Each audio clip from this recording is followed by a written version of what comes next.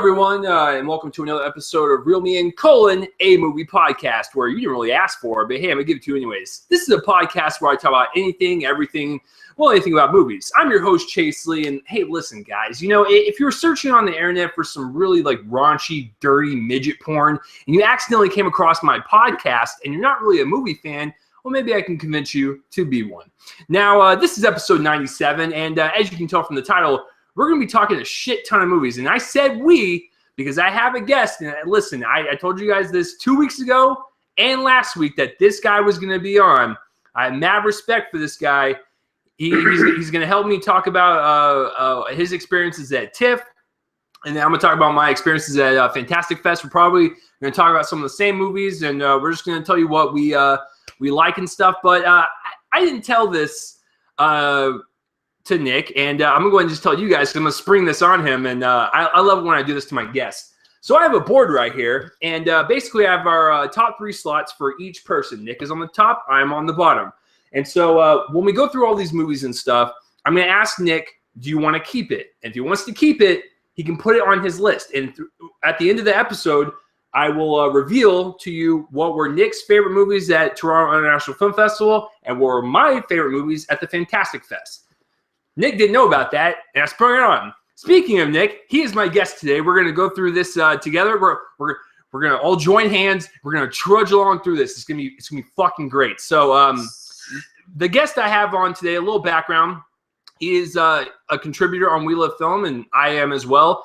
And that's how I met the guy. Well, I didn't really meet him. This is actually the first time we're talking virtually face to face. And so I've watched his videos for a long time. He's really knowledgeable on what he's fucking talking about. Like, listen, you know how some people, they'll have a movie review and they're like, oh, it was good, I like this or something. You know, they don't really sound all there and cohesive in what they're talking about. When you watch this guy's spoiler reviews, he goes into great detail on what's good, what's bad, and all that jazz. This is film critic Nick Iacobucci. I've finally gotten him on this podcast after 2 years. I've been waiting for it. I thought this was the right episode to do it. So, Nick, how you doing? I'm doing great. I think I could live another 100 years and never get such a grand introduction like the one that you just gave me. So, thank you very much. You're very kind, and it's wonderful to be on the show. It's wonderful to be part of such a cool discussion. I'm just really looking forward to just shooting the shit, because I know we're allowed to swear, right? So we can shoot the shit. It's nice meeting you, actually, and it's nice to be able to delve into what some of the movies that kind of go overlooked, because a lot of people can't make it to these festivals, and there's a lot of stuff that goes overlooked that's good at these festivals. So just thanks for having me, and I'm looking forward to it. So no problem, man. We're gonna tear both of these festivals from the inside out, and they're gonna have loose assholes after the end of this. So, I guess first of all,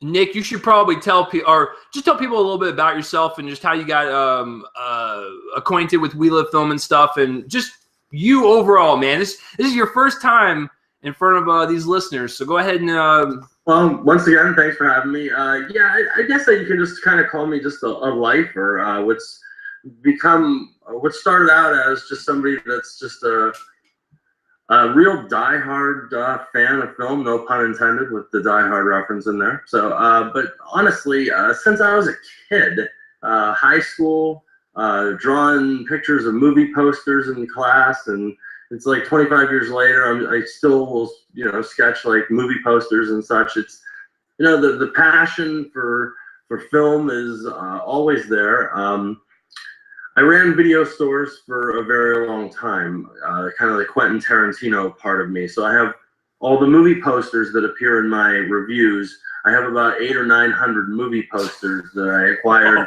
over the years of running video stores. I kept all the good ones. And I'll tell a quick story about that because you'll like the story.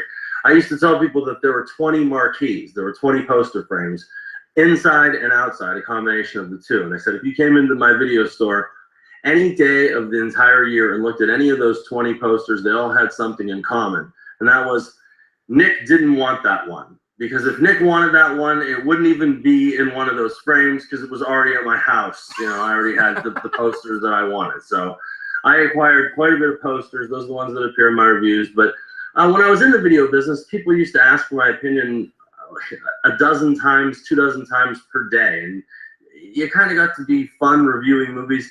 I took a couple film classes over the years, so I have more of a, a little more of a knowledge than most people. It's been a lifelong of, reading and textbooks and whatever has come up, and going to every movie, in the last couple of years, what it's turned into with going to almost every movie literally that comes out, and then adding 30 at one of the film festivals that you go to. Now I'm planning on going to yet another film festival. Like, I got to talk to Scott about maybe getting pressed for that, but we'll talk about that in a little bit. But just a lifelong of passion of going to the movies. And I think becoming a critic, the one thing it's really taught me is to go into every single movie and just, whether it's the first movie of the day or the 5th movie of the day, and whether it's, freezing cold outside or 95 degrees and you're exhausted, either way, you still have to look at the last movie just as objectively as you look at the first movie and try and give it your best and most undivided, honest opinion. So yeah. That's kind of how and then over just the course of doing reviews, I'm sorry, I got off track there. I met Scott and just struck up almost an immediate friendship with him through a series of emails. And then from the first time he called me when we spoke, we ended up speaking for about an hour.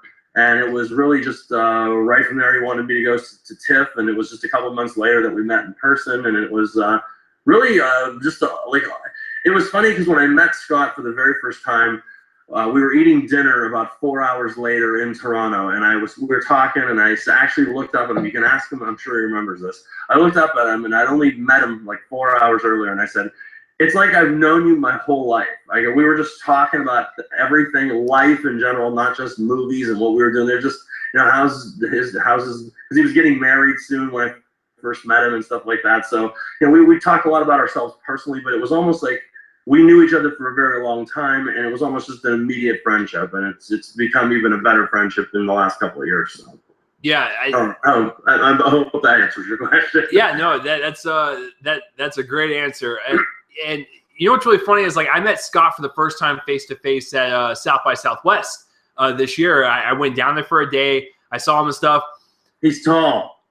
I'm 6'4". That motherfucker is eye level with me. Like, it's crazy. You don't look that tall. I'm sorry if I see you. You don't look as tall. Yeah, you guys are all tall, man. Every time I'm a dwarf compared to you guys. Anyway, go ahead. We're just freakish human beings. That's what we are. Yeah, like, what's crazy is, like, when I first when I met Scott face to face and we started talking about WeLiveFilm, I brought you up and I was like, dude, Nick is the fucking bomb. Like, he pumps out all these videos. There's no, like, inconsistency. It's like straight up, like, the same tone throughout all of them, which is good because that's what Nick does. And, like, it's fucking crazy. So, yeah, Scott's a real cool dude, but it was really. Thank you, by the way, for that compliment. I really appreciate it. So. And no problem, man. I was a huge fan of yours before I even got onto WeLiveFilm, and now on WeLiveFilm, Nick is the professional one. I'm kind of like the black sheep that has, like, the genitalia cancer that's, like, in the corner. I wouldn't say that, but it is what it is. Me and Scott are just on bad terms. We fucking hate each other. We're cool with each other. That's a bit that I play. I always say that me and Scott hate each other, and Scott hates my videos, and he doesn't like me being on there. But no, it's a farce, everyone. It's all for the show. But yeah, Scott is fantastic. So if you want to follow Nick Iacobucci, the easiest way is to just subscribe to WeLiveFilm on their YouTube channel and stuff. And Nick, I'm not even joking. This guy will pump out anywhere from 2 to 5 videos a week. Like, he pumps out a lot of content, and it's all the new releases, and he's got a couple of his top 5 shows and stuff. So yeah, just go check Nick out when you have a chance. But I appreciate that again. Yeah. So, but talking about you is one thing, but let's talk about what you just recently did. Nick got to attend the Toronto International Film Festival. Now, this is like this is probably one of the more iconic ones to where like whatever kind of breezes through that festival will probably carry over into the Oscars for the following ceremony. So, Nick, before we get started on your adventures for this year, you said earlier you have been to Toronto before and stuff. And how is just the Toronto experience for you? It's definitely a working vacation. I mean, I look forward to it. This was the first year that, it's funny you should say, this is the first year that I went through, like, I remember, you know, because I got to go through customs to get there, but it's close enough. It's close enough to drive. It's about 3 hours from where I live. So, you add customs, you're looking at like 4 hours and stuff like that. Needless to say, you get there. I'm on my way there. I'm in the right frame of mind. I'm saying, I'm going to get there. We're going to have barely enough time to unpack. We're going to be going to see movies tonight, not like tomorrow morning. You know, I kind of know what we know. So, and sure enough, we get there. I get a hold of, there's a problem with my phone. I couldn't get a hold of Scott, so I was waiting at the place. And as soon as we did get hooked up and everything got everything squared away, we had 2 movies to see that night. You know, I got there, it was probably like, we're watching movies at like 6:30 or 7. And then we had one after that. And then we had like 5 each day, the next 3 days. And then we had 4 each day, the next 3 days after that. And then we had a couple the day before the day that we left. Like we saw 2 or 3 that morning before we actually left to come back home.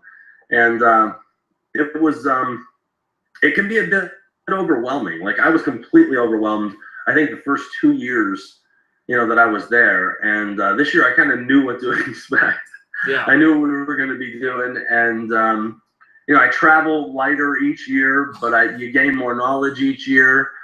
We seem to spend less money every year that we go there, but we seem to have more resources every time that we go there. So, I mean, you live and learn, but it is definitely a working vacation because there are at least 3 or 4 times that we'll stop and film. And whether we're downtown in Toronto filming, like right at the festival, or whether we go back to the room and, you know, mess around with the lights and see what we can do where, you know, with where we're at. But people don't realize how long it takes to film. And the one night, you know, we actually got back to the room. We started filming. It was probably like 11:15 or 11:30, and we got done filming. It was like 2. I mean, in one of the reviews, I can't remember, I think it's for Lennon Company. I'm actually like, it's like 2:30 in the morning, and I gotta stop doing reviews because I gotta go to bed. And I mean, it's like it's just ridiculous how much. So even when there are nights when you're not going to see the 5th movie at 9 or 10 o'clock, you're going back to the room and you're working, whether getting your notes in order, filming, getting something done. It's not just go to the movies. There's just always more to it than that. Actually, can I grab something real quick over here? I want to show you something. Yeah. As long as people can see this real quick, I'll show you that.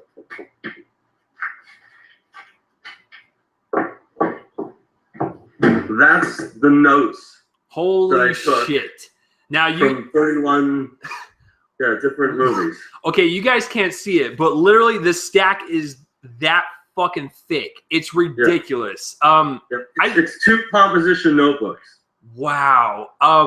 Now I don't know, this is probably going to offend Nick and Scott, but I don't take notes. I just watch movies, and I pretty much just rack what I saw in my brain, and just I will record from there. And now listen, sometimes I will forget stuff, and I have to look up on IMDb. Sue me. But like I can't take notes throughout the screenings. Now I write for another website, as you guys know, DallasMovieScreenings.com, and you know the lady that runs that website, she takes notes.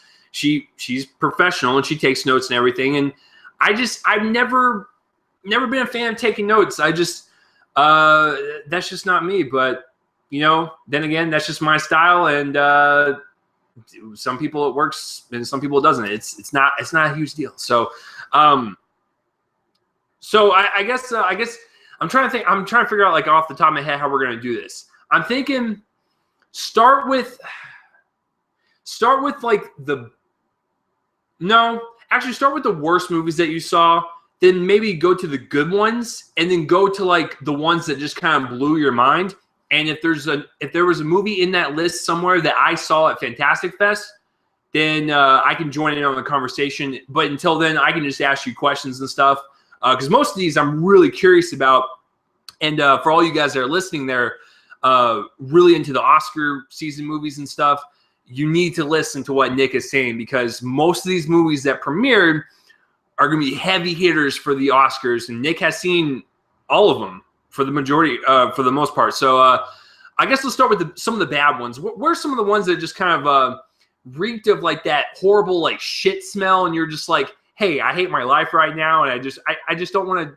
I don't want to live anymore. So what are some of the ones that just sucked the hugest pile of dicks? See, Nick is stalling because he's like, oh God. Well, there's some of them I gotta warn you, because some of them are so small of films, I doubt that some of them will even get released. One of them was called The Missing Girl. It was just really boring. Whoa. I actually saw that. Oh, really? That was one of the ones I saw at Fantastic Fest. Okay. I liked it. I thought it was... That's to do with the comic book store, right? Yes. Yeah, Okay. I thought it was charming. It wasn't the... Okay, wait, let me put these down, because this is how far we're going to get. I got the first one. Okay, go ahead. No, just like the director was there. And I'll say this. When I was filming the Q&A, someone asked him, hey... the plot and the story seems kind of something in the background instead of the foreground. Is this true? And the director literally replied, I wanted to make a movie that had memorable characters, not necessarily the story. That was the movie. You remembered the characters somewhat, but the story was kind of an afterthought. So I thought it was charming. It wasn't the worst thing I've ever seen, but apparently it kind of bugs Nick. So I want to know why. Like, what were the things about it that kind of bugged you about it? And can you tell the people like a little bit of like what it's about? Well, it's a guy that owns a comic book store, and he used to work there, and then he borrowed money to buy it, and now he's money from his brother, and is Ellen, if I'm not mistaken, and she's very cool, and she's drawing her own comic book. Is this the one that you're talking about? And then Skippy, his friend, comes in. That's a childhood friend. That's a very arrogant person. That then you find out that this Ellen's kind of got a backstory going on. She's kind of got like a darker thing going on in her life, and she also meets up with Skippy in there. But then when the movie's resolved, it kind of turns out okay for the lead character. Morty? Is it Morty? It's Morty. Okay. Yeah, it turns out okay for Morty, and it's got like almost like a happy ending for Ellen. So I mean, I didn't hate the movie, but I mean, I don't know. It's one of those movies. It was pretty dull. I mean, the thing that irritates me is it's got the underlying question of this missing girl from when he was a young kid and stuff, and they never answered that. That was okay. I thought it was just me, but I'm looking at my notes, and I know I'm almost positive they didn't answer that. Yeah, I think I said that in my review. I was like, listen, all the subplot and the plot, whatever you want to call it, was a fucking afterthought, and all we were left with was two characters that wanted to bone, but then they don't want to bone, then they want to bone, then they don't want to bone. So like that was basically it. But yeah. So like I said, Nick's got a lot of movies to go through. I'm not going to stall on every single one of them. So that's interesting. I think we pretty much have the same mindset, but the fact that you put in your bad list over 30 movies kind of says something. So well, let me see. Oh, then there was another movie, and then I saw it called Zoom. Did you see Zoom? It's I don't think I did. It's something that probably could have been pretty special, but I thought it was really just a very weak. It's 3 intertwining stories, and I wrote this down. Let me see if I got to get this right when I read it to you. It's I want to say that it's a writer that's writing a story about a comic book illustrator, okay? Then the comic book illustrator is illustrating a story about a filmmaker, okay? And then the filmmaker is filming a story about the writer. So it's like this never-ending loop of 3 stories. And one of the stories is animated, okay? And then, so that's the one that's being illustrated as a comic book. And then the other two are live action, but one doesn't exist without the other one. And when the closer you get to the ending, the more it starts to overlap with itself. But it really just got to be like too much for me. I didn't buy the gimmick after so long. So it sounds terrible. Yeah, I didn't like it. I think a lot of people are overwhelmed when you go to these film festivals just because either the people that are in the movie are sitting with you in the audience, or the people that made the movie come out and talk about it. But the more I go to these film festivals, the less I'm really like overwhelmed meeting the stars. I more just want to see the finished product and then get on with it, to be perfectly honest with you. So yeah. But there was that one that Zoom was just playing out just okay. What else we got here? You said the bad ones. Yeah. The absolute worst one was a movie called High Rise. Holy that was a movie, shit! I didn't. Did you see High Rise? No, I didn't see it, but I talked to a bunch of people that saw it at Fantastic Fest, and I heard nothing but the same fucking thing from every single person there. Like, I would hear just conversations in the background. People would be like, "Oh my god, that's fucking terrible." Like that's what I heard. It's the most pompous, arrogant, artsy piece of shit crap that you're gonna see all year, dude. It's just, it's horrible. It is so horrible. Then there was a movie. I'm not going to bash this, but when I came out of the movie, it was called Hardcore.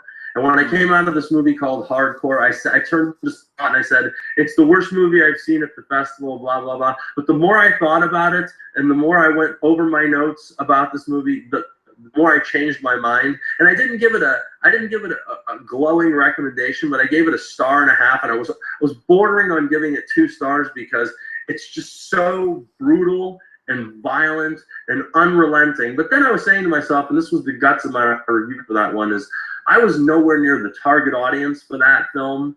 And I think for the people that it's made for, they're going to love it. You know what I mean?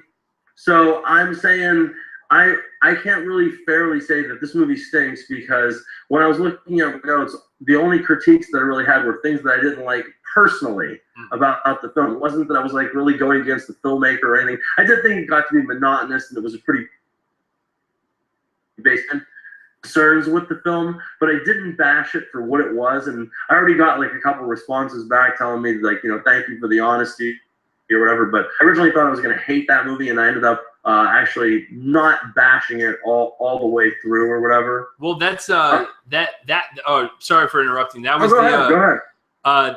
For all of you guys that don't know what hardcore is, basically it's the first person film where like the main character is literally in first person view, and all we see is like his hands or his feet running or whatever, and it's from his perspective. And I saw the trailer for it, like literally I think like a couple days before you and Scott saw it, because you guys' review dropped like a couple days later.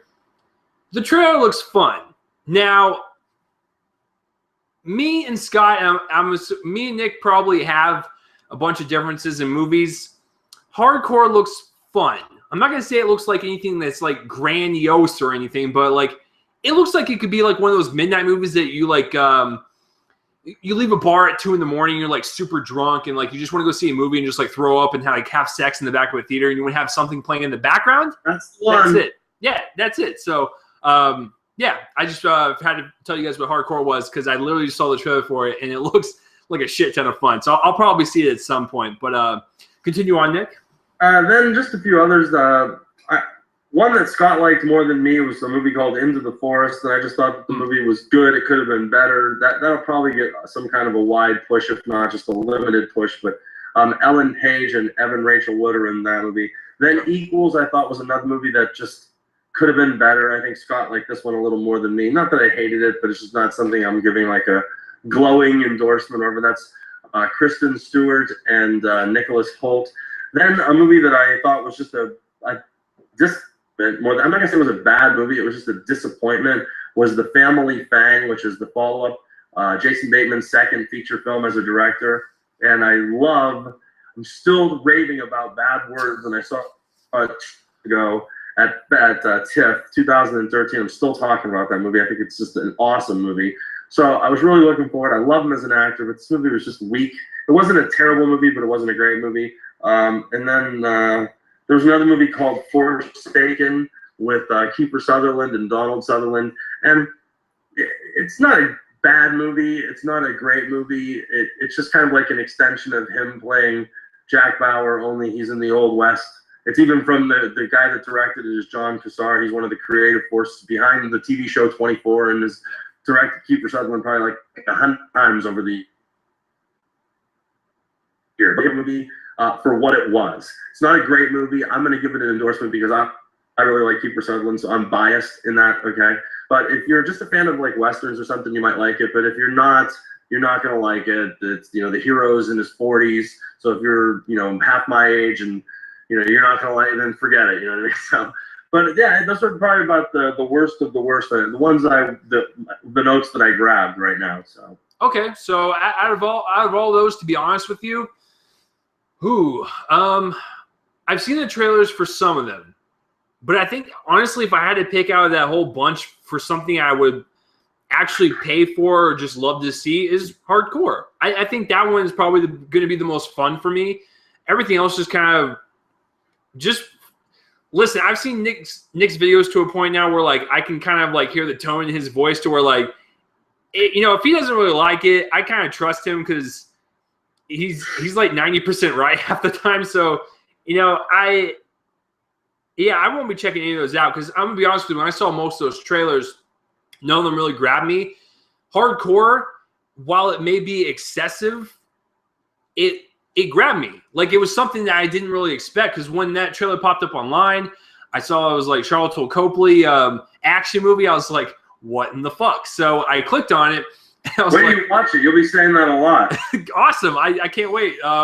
Like I said, that's one of those movies you play in the background while you're super drunk, banging some chick that you found at a bar. So I'll be looking forward to Hardcore. So yeah, I didn't see. I said it lives up to its name. I'll say that. Okay. It lives up to its name, absolutely. So perfect. I mean, that's all I need to know for that one. Yeah, I didn't see any of those, so I can't really comment on it except for the missing girl. Sorry. So okay, so those were some of your bad ones. Now let's go in the middle of the road, because I'm gonna be honest with you guys, and I haven't told Nick this. Like, I saw 14 films at Fantastic Fest. I literally liked 13 of them. One of them I disliked. So I can actually pick any of those 13 and be like, that was fantastic. But then there was only like 3 or 4. You were at the right festival then. Fantastic Fest. They were all fantastic. Exactly. So, No. What a coincidence. Exactly. It was a very pun intended fantastic. It was a home run. Literally every single time I saw a movie, it was just outstanding. And there was like 3 or 4 of them that really stood out, and those 3 will be on my list. So since that's how I broke mine up, that's how I'm gonna break Nick's up, because Nick saw twice as much as I did. So I guess, Nick, let me go ahead and just say, or ask you, like, what are some of the ones that were like pretty good, solid, you would recommend, but they weren't quite at that masterpiece level that just kind of blew your mind? Yeah, give me 1 second. I just got to go over here and grab some more movies. I got movie stubs over here. I didn't grab all the reviews. No worries, man. I got most of them. I just want to let you guys know, since you can't see Nick, he's got like a whole fucking library over there of like papers. It's outstanding. It's and then really... I got, these are the ones that aren't marked. The other ones I actually marked on the outside. Okay. There might be some bad ones in here too.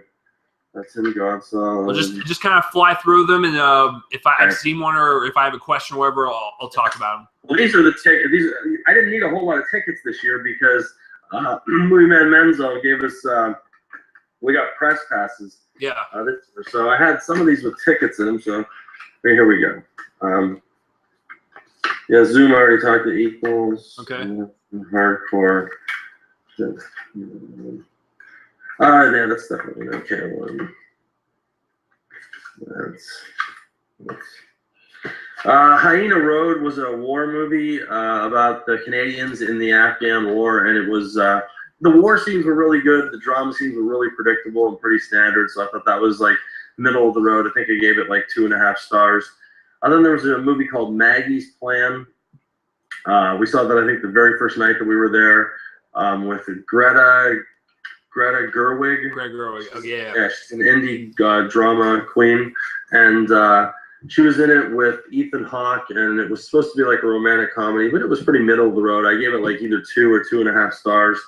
Then there was another movie with Nicholas Hoult called Killing Your Friends, and he played a record executive that was trying to fight his way to the top, and that was pretty weak. It was like, like 2 stars, maybe 1.5 stars. Anomalisa it's a very highly anticipated film. I think Scott appreciated its artistic value a little more than I did. I didn't dislike the movie, but I didn't rant and rave about it either. I'm going to leave that one out because it looks like you want to talk about that one. Yep. So I'll put that one aside. Then The Beasts of No Nation, which I was really looking forward to seeing with Idris Elba. Okay. I thought that was just okay, to be perfectly honest with you. I thought it was middle of the road. Maybe my expectations were higher than they should have been going into the film. But I think it was okay. But can I ask you a question, or like just kind of go ahead. Ask you a speculation on the movie? Now, but overall, it was pretty good, right? Would you say it's like something you would recommend? What, Beast of No Nation? Yeah. I would recommend it, but I would.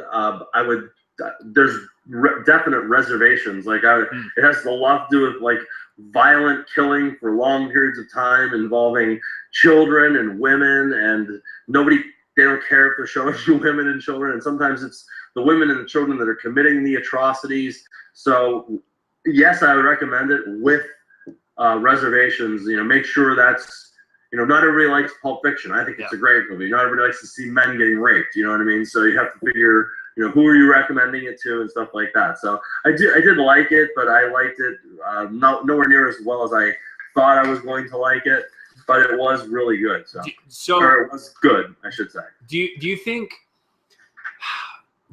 this could change the game in terms of it being the first Netflix and theater same release day? Do you think if it's a really big hit on Netflix, do you think this could be the new wave? I would say definitely don't count them out. I mean, it's of every bit of quality that any other film that I saw at TIFF. It's, everything about it is above the average, the filmmaking process. It just, as far as, the only reason I docked it is because it's for entertainment value. Yeah. When you see a movie like that, I mean, we get the point. We don't need to see children murdering other children for 2 hours and 20 minutes. We get the point, man. You know what I mean? And it seemed to dwell on that, the violence factor. And I think in my review, when Scott and I reviewed it, I said it wanted to rely on the graphic shock value of the violence, and that maybe that if they tried to shock us as much as they could, then that would resonate in people's minds, and they would continue to talk about the movie. I think for that reason, maybe that reason alone, instead of just how good or bad it was. Yeah. Oh, it was so violent. You got to check it out. It was so violent. You know what I mean? It's like, I don't know. It seemed like that was the whole thing carrying the movie was how violent it was. So do you think if it's like a real big hit on Netflix, do you think more studios will want to do the Netflix and theater same day release style? Actually, I can see that easily becoming, part of the future. I guess you'd have to wait and see the returns on the movie. I mean, I'm curious as to how much it makes at the theater if it does get the theatrical push. How many screens they're going to put it on? I can't imagine they're going to put it on 3,700 screens if tens of millions of people can watch it on Netflix, just by pushing the same button that we did to talk to each other. You know what I mean? It's that simple. Yeah. And so I don't know. I guess we're just gonna have to wait and see how this test one runs or whatever. But I can't see it making it like tens of millions of dollars. I really don't, because I just think so many people are gonna watch it just on Netflix alone. It was something I would have gone out of my way to see. I don't have Netflix, but it's something I would have gone out of my way to pay and see at the theater, and it probably would have pissed me off because my theater ticket probably would have been more money than the monthly rental for Netflix. Yeah. And I could have watched that movie and then so many other things in the next 30 days as well. You know what I mean? So, I mean, it's not only is it going to be like equal. The product seems to be like very compatible and equal. It's not expensive either. I mean, if they end up having 2 or 3 per month of premiere movies per month, or even one a month, it's going to really be worth the $7.99, fee. Because if it was you and your wife going to see this movie, I mean, that's going to be double the price of the $7.99 right off the bat. So I mean, I think they have in my opinion, there's no way that they can keep the $7.99 going forward if they're going to start producing movies that are $50 million. And I think that's going to double. It's going to become like $14.95, I think, pretty soon. That's just my humble opinion, of course, and somebody that doesn't even have Netflix, for that matter. So I don't know how that's going to work or whatever, but that's just my own opinion. Well, I'm gonna be honest with you. I have a Netflix account, and my price isn't going to be raised for I think another year, but because I'm in that grandfather clause where I signed up in the nick of time before they started changing, but they are actually raising the prices. By how much, I don't know. Right now, I pay I think like $8.65 or something like that. So I think they said they're going to raise it up by like $1 or a couple dollars. And I think you're right. I think it's going to hit anywhere from $10 to $15 a month. And you know what? People can't really bitch about that, because when Netflix is producing all these top quality shows and all these top quality movies, and they have old content from the past, it's incredible how much content you have at your disposal. And for $10 to $15 a month, you can't fucking beat that. So I mean, I agree. Yeah, it's a pretty good deal. So and Daredevil's an awesome show. I fucking love Daredevil. Oh, it's so good. I got 2 episodes left. Finish that shit, Nick. I will. I was going to, but I'm talking to you instead. That's how much I appreciate being on the show. Well, okay. New plan. When you're off of here, go finish Daredevil. It's really good. I cannot wait for season 2, and of course their expanded little universe. So, is there any other films on kind of like your good list or solid list that you want to go ahead and mention? Yeah. Well, I'm looking through all these. Not that one. Yeah, actually, I can talk about some good ones if you want. I got those kind of separated. Okay, yeah, go for it. As well. I'm sorry, there's just so many papers, man. Yeah, no problem. And listen, if there's a movie from this point on that resonates with you, or it's like one of those like ones that you'll never forget, let me know and I will put it on your list. But just remember, you have 3 spots. So once one's taken up, then you're down to 2, then you're down to 1. So pick wisely, Nick. Okay, I'll do my best. Okay, there's some other bad ones too. Okay, a movie that got kind of like a wide push, but I saw it up there. Black Mass was really good. Did you see the Johnny Depp? Woo! Okay, now that I saw it with the general public, because I'm not as cool as Nick seeing at festivals. Okay, here's the deal. I really enjoyed the acting, and I enjoyed the cinematography. I enjoyed a lot of aspects about it, but the story and the plot kind of meddled with me a little bit, and I think that's why I had to dock it down. Now, listen, it's still a good movie, but I think in order to become a great movie, it needed to work out some of the subplots and just some of the story structure for me personally. Absolutely. But what were your overall thoughts of Black Mass? I really liked it. It's not Goodfellas. I mean, I'll say that. It was nice to see Johnny Depp bring an actual character to life for a change. I totally agree with you on the story structure, and I think it's actually a federally mandated law that if you make a movie about organized crime and it takes place in the 60s or the 70s, you have to include the Florida scene. They all have to go to Florida and lay on the beach like a bunch of fat pigs and sleep with their mistresses that are way too hot for them and their big fat bodies at that point in time. But all that highlight bit, I don't know where that came from. It was so out of place in this movie. They didn't even need any of that stuff. And by cutting that out, the movie probably would have came in about 10 minutes shorter. They probably would have made the whole movie feel faster, to be perfectly honest with you. I think that Edgerton is just a goddamn fucking star. Oh, he is. Golden star in the making.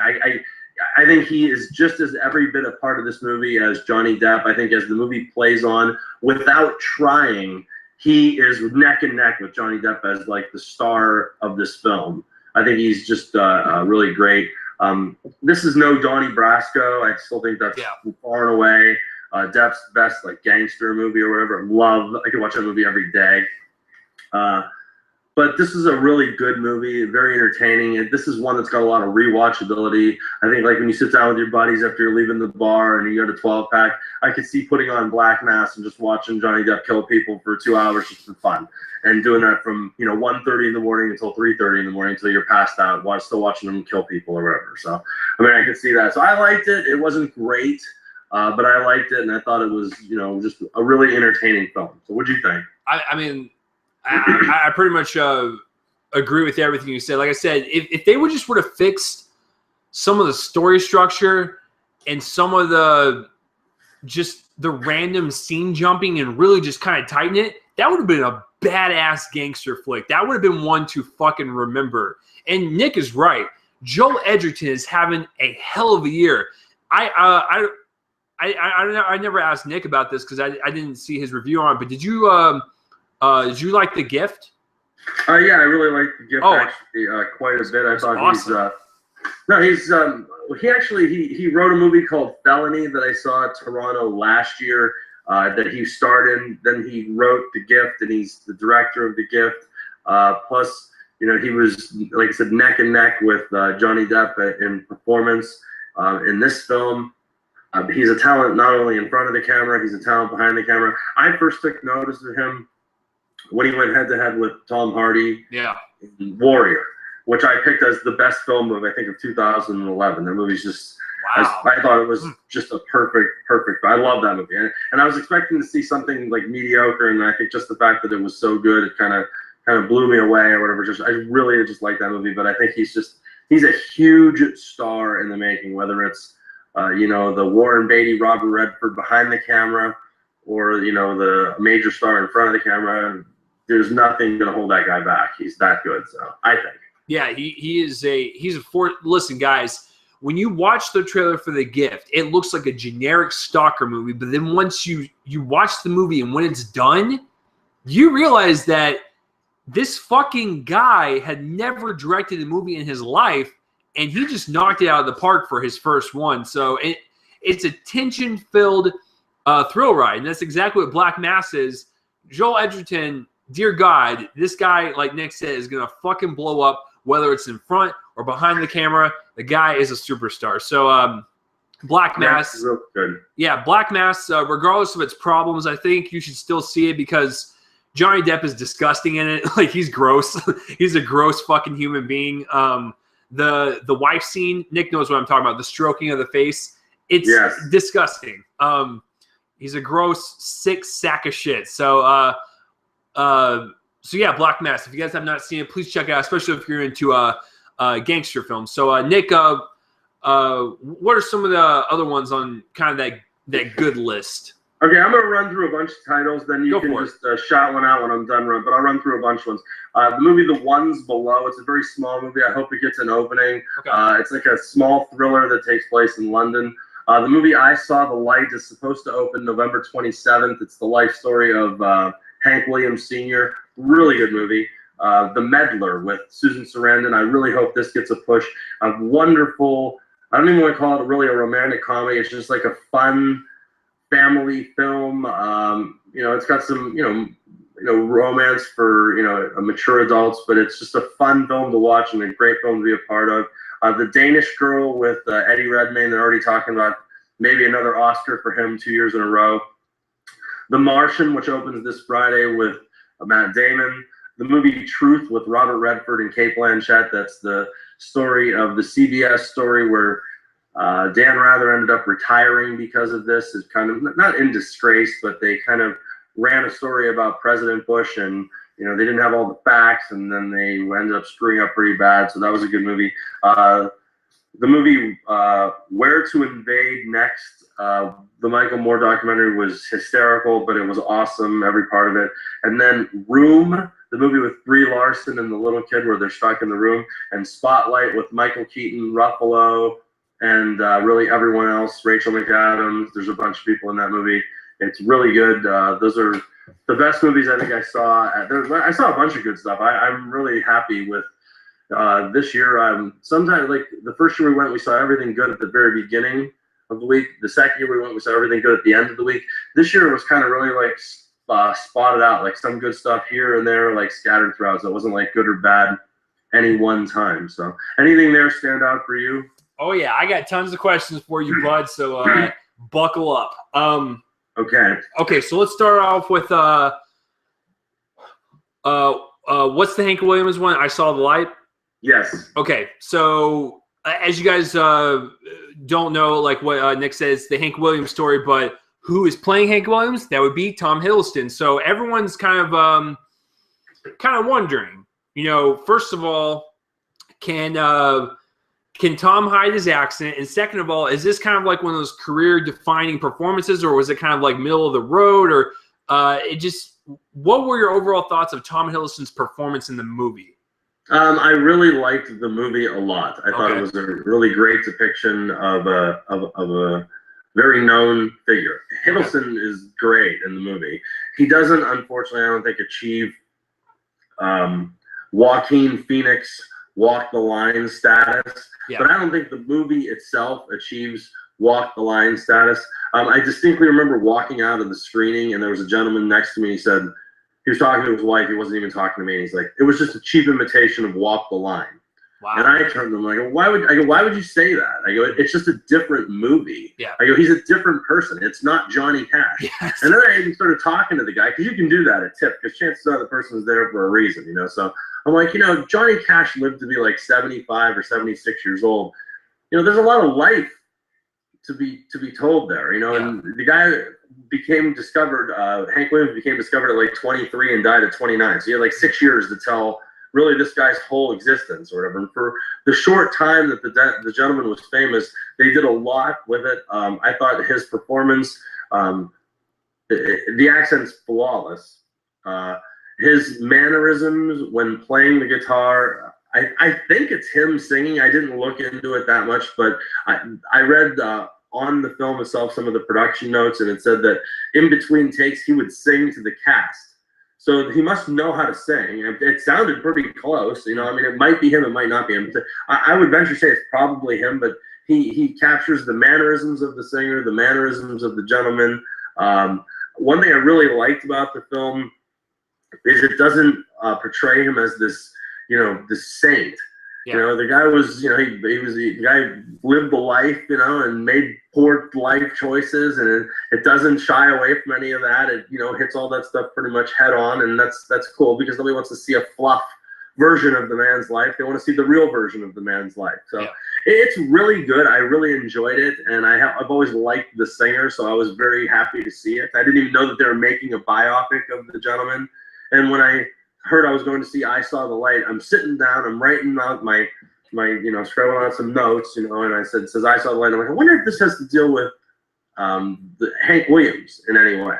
And then the movie, the lights go dark, and the first thing you hear is, ladies and gentlemen, you know, from the Grand Ole Opry or whatever, it's Hank Williams. I'm like, okay, I guess that answers my question. This is to do with Hank Williams or whatever. So that's another part of tip that's pretty cool. Sometimes you go to so many movies, you have no idea what it's about, or even you don't even know who's in it or what it's even about, to tell you the truth. But yeah, but that was really good. I thought Hiddleston definitely lived up to it. The director really captured like the time period really well. The whole Grand Ole Opry and all the songs and the atmosphere that went along with that was really, really cool.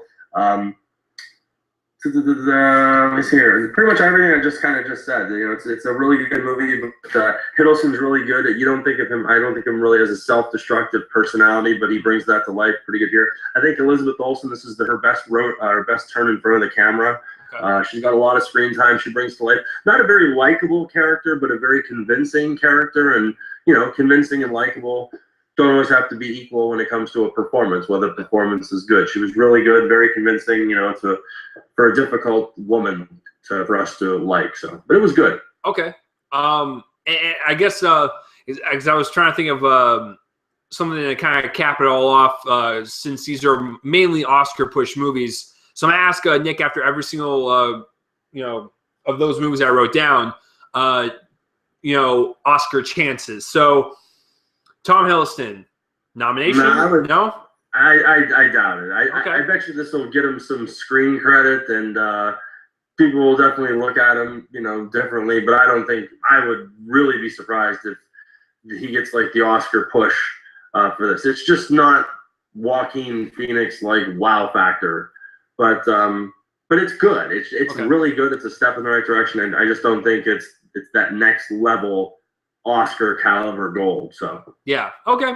Hey, that's why I'm asking, man. Yeah, that's what I got. Okay. But I did like the movie a lot, though. So Okay.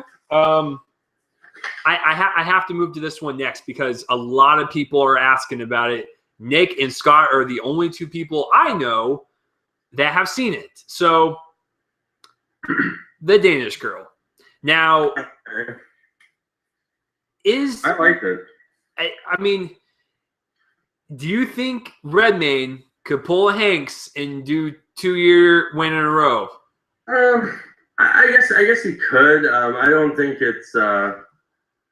I'm not gonna say that can't happen. Okay. But I wouldn't be surprised if somebody came along and stole his thunder. You know what I mean, it's a really good performance. I don't want to call it gimmicky. I'm not trying to offend the performance in any way. But this, I think this is how I put it in the review with Scott. That for me, the standout performance in the film is from Alicia Vikander, because she's the one that struggles almost on a daily basis with trying to help this other person get through their gender struggles and issues, and she herself ends up not really having a husband because of this, and she sacrifices quite a bit, and he never really recognizes, I don't think, any of that, to be honest with you. So I thought her performance was just as strong. I think she even overshadows him from time to time. I think once he finds the character of Lily, this alternate persona, I think he's fine fitting into that. I think she's the one that shows struggle and conflict almost continuously through the film. I thought she actually, like I said, was almost a better character than his. I'm not taking anything away from Redmayne's performance. I can't think of very many people, honestly, and I'm not trying to be funny with this, that would even be physically attractive enough to pull it off in the first place. Like, I couldn't be a woman that would be attractive to anyone. Unless they had consumed a lot of alcohol, to tell you the truth. Yeah, I mean, that's the only way I'm gonna look like a chick is if I was a little shorter, because I don't know many 6'4" women, and then I not look like a 12-year-old boy. So I've heard the buzz from The Danish Girl. I've heard that Eddie Redmayne, in case you guys are wondering what the story is about, Eddie Redmayne plays the first transgender, and so it's directed by Tom Hooper, who did The King's Speech and Les Miserables, and so I'm really looking forward to this. But there's a lot of people out there that are saying this is just pure Oscar bait for Eddie, and I'm just like, listen, if the movie's good and the performance is warranted, why not nominate him? I don't understand why that would be a problem. So I'm really looking forward to it. Just hearing Nick talk about it and stuff, this is going to be one of those front runners, folks. I think The Danish Girl could go all the way. I mean, it really could. And yeah, so I'm looking forward to it. So Oscar predictions. So Redmayne for sure for Best Actor. Do you think Alicia Vikander could get Best Actress nomination? Absolutely. No, wow. It's a lock. Okay. Yeah, it's a lock for her. I mean, the thing about it is I think what it comes down to really is it's not really Redmayne or Vikander. I think it's Tom Hooper that's in the zone. Yeah. And when you look at Les Miserables and you look at The King's Speech and you look at John Adams, the miniseries on HBO, I mean, when this gentleman is dealing with like time period dramas that border on very serious category, he's like right at home, man. I mean, this guy's just really got it going on. There are certain directors like John Woo that you think of that his action sequences are just awesome. Well, then you got the flip side of that when you got Tom Hooper that just comes in and his just these time period dramas. And it's almost like he just knows how to cast in the first place. He knows who to put in front of the camera. It really just all seems to come together so beautifully, and his movies are just, on top of them being like meaningful and emotional, they're really beautiful to look at. And I think he knows, like I said, the casting choices. I think he's got half of that down. I think before the cameras roll, because I think he knows who to put in front of the camera there first, and it really just seems to really come together. He's just a real talent, and I think he gets the best out of Vikander, and he gets the best out of Redmayne, and he gets the best out of whomever's there, Hathaway, or whoever wants to get an Oscar this time around. Yeah. No, I'm looking forward to it. And if you guys are film fans, I think this is gonna be one to look out for, folks. So with the excitement in Nick's voice, I'm gonna ask him the question: would you like to put the Danish Girl in one of your slots? At this point, yeah. I don't know how Wow. this goes, but yeah, I'll put that on there for right now. Okay. I think it's definitely it's Oscar bait. It's definitely it's definitely worthy of a list. It might get bumped by the time we're done talking here, but yeah, I would say put it on there. Okay. So all right, that's all the questions I have for the Danish Girl. Okay, so The Martian comes out this Friday. The recording of this podcast is on Monday. Just real quick. Well, first of all, if Nick and I are on the same page, then we get to shit talk it together. Nick, what did you think of Ridley Scott's The Counselor? Oh, I hated that movie. Oh, that movie was a piece of shit. Okay. That's actually one of the most baffling films of recent memory. Like, how can so many great actors come together and make such one big stink pile of crap? Oh, it's terrible. And then I felt really odd because it says "for my brother Tony" at the very end. I'm like, dude, really? Like, this is the best you could do to give a tribute to your brother? Really? Yeah. You couldn't wait and give him Prometheus 2 or something? Exactly. No, I mean, like seriously, when I got done watching, I turned to the person I took and I can ask Nick the same question. He'll give me the same answer. What was that about? What did we just watch? Like, you can't even like put like a synopsis together. It's so fucking confusing. Listen, folks, if you write novels, Cormac McCarthy, if you're ever listening to this podcast, you cannot write screenplays. Let other people adapt it for you, okay? Listen, in some cases, like Gillian Flynn with Gone Girl, it works.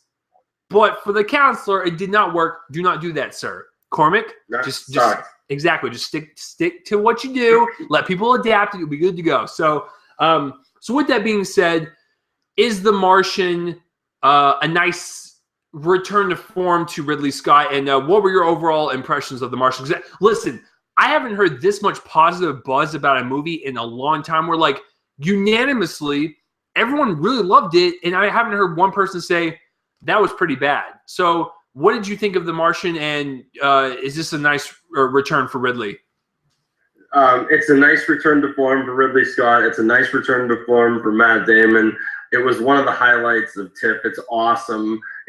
I can't think of any person that's not going to like this movie. It's just, there's so much to like and nothing to dislike. Yes. It looks futuristic. Mm-hmm. It feels futuristic, so that part of the story is credible. Yeah. The 3D is a grand addition. It's worth a couple dollars to see it in 3D. It's a outer space kind of movie, but at its heart and center, it's a human story of trying to save the life of this one guy and everybody rallying behind him. And it's one of the smartest films I've seen in a really, really long time. It was just brilliantly put together. Okay. But the movie comes down to the performance of Matt Damon, and he's just so likable. He's gotten so good over the years. He's still at the top of his game. Yeah. There's really, I looked the other day that because it's coming out nationwide and it's 2 hours and 20 minutes or something like that. It feels like it's an hour and a half. Like, I had to look twice because I'm like, is it really that long? Because I remember I had to run out of The Martian because the Danish Girl was starting, and I had to run like 8 blocks with my 25-pound bag down the streets of Toronto to get to the other theater to see the Danish Girl because I wanted to get a seat for that one. Yeah. The Martian, actually, I think I missed like the last 5 minutes. Like, I was talking to Movie Man Menzel. He's like, well, where did you get to? I go, blah, blah, this was happening. He's like, oh, yeah, that's the very end. I go, yeah, I figured it was much. So I'm like, okay, good. I'm not ruining it for everybody. I'm sure the movie can only end one way. There's no way that you could spoil that one. I mean, do you think he lives or do you think he dies? You know what I mean? I'm not going to say it, but I would think that you would know that it can only end pretty much one way. But exactly. It's a great movie. It's fun.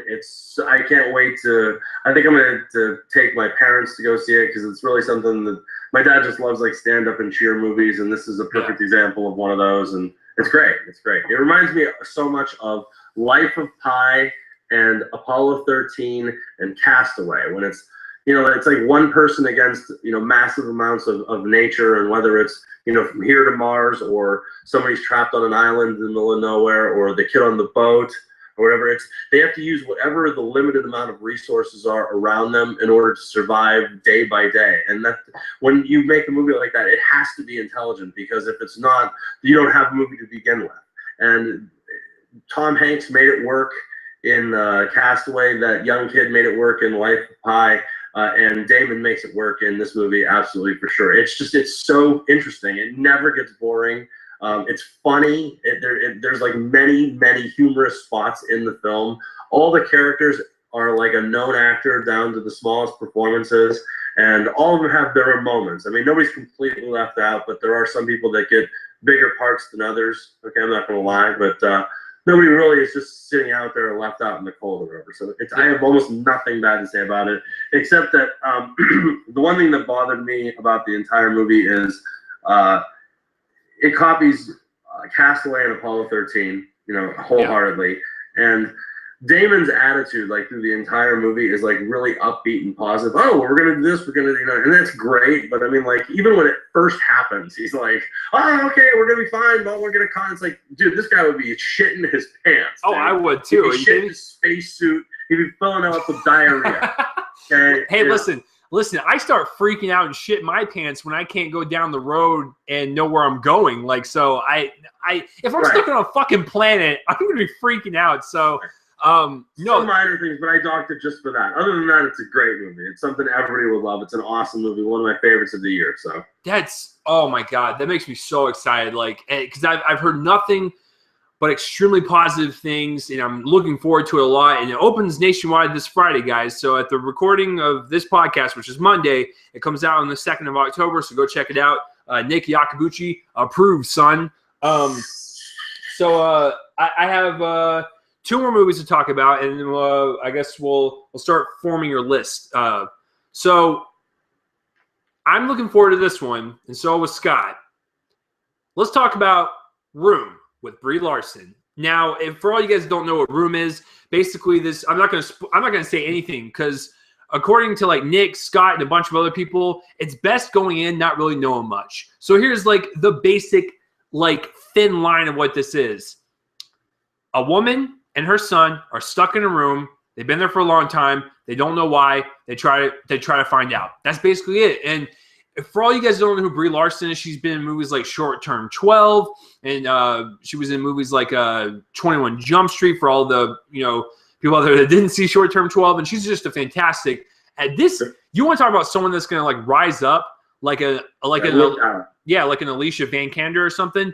It's Brie fucking Larson. So with that being said, Nick, what were your overall impressions of Room? Were you excited going in? And I've been hearing Oscar buzz for Brie Larson, so just explain to me like everything about that. So go for it. You are absolutely correct. It's just like you described. The less you know about the film, the better. So I'll just keep it. The funny thing is, I went to the movies yesterday, or the day before yesterday, or whatever, and the trailer for it gives away pretty much the whole premise. I mean, so I can try and keep it under wraps, but anybody that watches the trailer is going to see a lot more than I'm ever going to spoil. Yeah. It's a great film. I could easily see it getting a Best Picture nomination. I didn't know much about it. Okay. Right? I didn't know. I knew that there was a mom and a son that were trapped in a room. That's all I knew, and I didn't know what was going to happen with this, or why it was happening, or anything like that. So it was a real treat to watch it unfold, and I saw it with a really good crowd. I saw it in a really good theater. It's suspenseful, yet it's realistic. It's kind of like a horror movie, but it's also like a drama, and it's also like a human story. It's touching in like more than a few spots. Like, the funny thing is, I saw the trailer, like I said, yesterday, and they were showing scenes, obviously, from the film, and there were parts in there that I completely forgot about, and I actually kind of got choked up just like watching the trailer, and I'm like, oh my god, I totally forgot about. Oh my god, I totally forgot about that. Yeah. So there's many good scenes in this film. I can easily see that. Scott, I'm so happy that he said this in our review, and he said that he didn't say Quvangene because he probably can't pronounce that word. Quvangene Wallace, that's the girl that was in Beasts of the Southern Wild. He just referred to her as Wallace because he can pronounce that. Wait, young little Wallace. It sounds like he's talking about a dog at that point. It's like young little Wallace is going to go for a walk today, and it's like, come on, Scott. It's Quvangene. He just referred to her as Wallace. He's like, if Wallace can get an Oscar nomination for the Beast of Southern Wild, and I'm like, that's a great way of looking at it, because if she can get a nomination for that, if what's-her-face, Rogue from the X-Men can get the Academy Award for being in the piano. Yeah. Then this kid could definitely get a Best Actor nomination. And I don't mean a supporting actor. I mean, like, a Best Actor nomination, because damn. Not only is he just as much a part of the film as she is in the first half, it kind of becomes his movie. Like, he's the central character of the film. It doesn't fall on her shoulders. She's as much a part of the story as he is, but it's his movie. It really is. And the kid's up to the challenge. It's so meaningful. It's so touching. Nothing bad to say about that film at all. It gets more interesting as you watch it. In the middle of the movie, you think it could end. But the movie is original enough and has enough guts to give you a second half of the story, and has enough. What I love about it is it could just end like in the middle, but it doesn't. It has guts enough to keep going and show you what the fallout would be from this scenario, and they showed you that in the trailer. So I'm not giving anything away, but I think a lot of movies would have shied away, and they would have made what happened in the middle of this movie the climax of their film, and then it would have just ended like right then and there. And that's what I'm like, and I'm looking at my watch, I'm like, this has got to be on for another hour. And like, sure enough, they gave you more story, and what happens in the beginning, I don't want to say it becomes like an afterthought, but they have enough intelligence to deliver more movie to you that you almost, it's not that it's an afterthought, it's just they've got other things to tell you, and the movie's that smart. So it's actually one of the more thoughtful films. It's just a great, the thing is, whenever I talk about a great film, you're going to hear the same thing almost every time. It's a great human story. It's something you can rally behind somebody. You can root for them. You need to pin your sympathies and your hopes to somebody or something or whatever. And when there's none of that, that's what I'm talking about. Movies like San Andreas, whatever. It's just like one destructive scene after the next, and you don't really give a shit about anything or whatever. You know what I mean? And this is like, these movies, a lot of movies that you see at like TIFF or whatever, are the complete opposite. They are very human stories. So some days you get some really good ones. This was The Room was definitely a great movie. I can see nominations for her, the kid, the director, and picture, and screenplay. So I honestly, maybe not. I mean, because we're not totally in Oscar season yet, so some might come along or whatever. But I would say at this point in time, I would definitely say it's a lock if the Oscars were next week. So that makes me so fucking excited. First of all, not only is Brie a very attractive woman, she's also a very talented actress. So when you have those two combined, you're pretty much just gonna make me pop a boner anytime I see you on screen. So she's a very nice person on top of everything. Yeah, I heard she's really individual and a very nice person. And fame, I don't think, or soon to be fame, hasn't gone to her head. Or she's a very likable individual in real life, just as much as on screen. So well, and the thing is, like, she seems like the type of woman that is not gonna be bothered by the fame, because she has been in big blockbusters like a 21 Jump Street. She was in Trainwreck, wasn't she? Yeah, and she had a big part in Trainwreck. So I don't think it's going to affect her that much. She just seems like that type of person to where she's just going to do her craft because that's her job. She loves her job, and she doesn't really care about the fame that comes with it. So Brie, just marry me. I don't understand why you're waiting. I just no, she's perfect. I really cannot wait for Room. As soon as I get an invitation to that thing, I'm going to call it and be like, I cannot fucking wait. So thank you, Nick, for reporting on Room. Like, I'm super stoked. Listen, guys, I'm trying to. And I know that I want to guess the next one that you wanted me to review. I'm guessing, just real quick. I don't want to cut you off forever, but I'm guessing that it's Spotlight. Yep. Okay, you got it. I'm Karnak the Great. So okay, but go ahead, say what you were saying. Well, I'm just saying, like, I'm trying to make Nick pick out the good ones, because I want you guys to support these movies and seek these out, because I trust Nick. Anything that he will say about the good ones, I was going to go see either way, but he made my excitement level even more. So I want you guys to seek these movies out and get prepared for the Oscar season, because it's coming strong, and there's a lot of good ones out there. So please go check these out whenever they reach you. So yes, Nick is right. The reason why I want to talk about Spotlight next is because, one, I'm seeing it tomorrow, and two, cool. I watched you and Scott's review, and I've been hearing the same thing from everywhere, is that it's an okay movie, but it's surrounded by a really impeccable script. So can you please describe to me why that is? Is it because the dialogue is all there and it's just so engaging, or the story just wraps you up, but then kind of everything else around it is kind of eh? I just want to just ask you about that. Actually, I liked it a little more than Scott. I gave it a perfect 4 out of 4. I thought the movie was amazing. I thought it was actually the best film. I would say Spotlight was the best, so that can go on the board. And okay. Room is definitely the second best film that I saw when I was there. And I would say that the third spot would definitely go to The Martian. So I'm afraid the Danish Girl is getting outlanded by The Martian. Okay, so yeah, because like I said, I watched you guys' review, and I remember Nick did say that he enjoyed it way more than Scott, but Scott did bring up the whole the script being really great, but everything else was kind of meh around it, and that's what I've been kind of hearing through the grapevine. So, can you understand why they're saying that, or is it just kind of over your head? Well, I mean, I obviously I respect anybody's opinion, anybody's thoughts, whatever their take is on the film. For me, what it comes down to is there's really only, I think, one scene in the entire film where one of the actors really gets to chew the screen, and Ruffalo gets to shine one really good time in the film. Everybody gives great performances. Some of them have better characters and beefier roles than others in the film.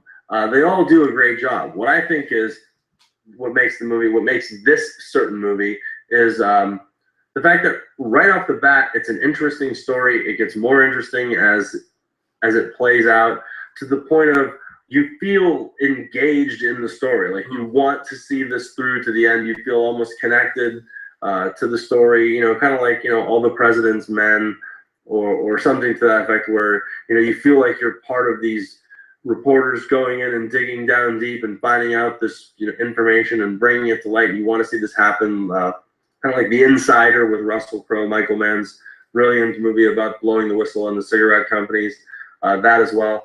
But this film, it's got probably a good about 10 actors, 6 slam dunks, 6 Grand Slam actors. But everybody in it's really a known actor. Everyone delivers a great performance.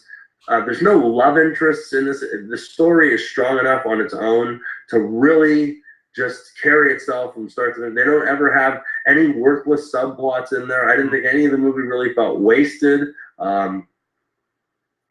Scott, one of his complaints, I want to say, and I totally understand his point, was that it wasn't about any of the reporters. It was just about the story. I thought that was actually one of the better aspects of the film, was that it wasn't about the reporters themselves. Maybe some of the brick walls that they ran into trying to get the story published, but not about them personally or anything like that. But I thought it was cool because, like I said, the story and the victims could speak for themselves. They didn't need something else in there. So it was, I thought, the highlight of the festival. I thought it was great. This is a front runner for Best Picture. It's like when you saw The Imitation Game last year.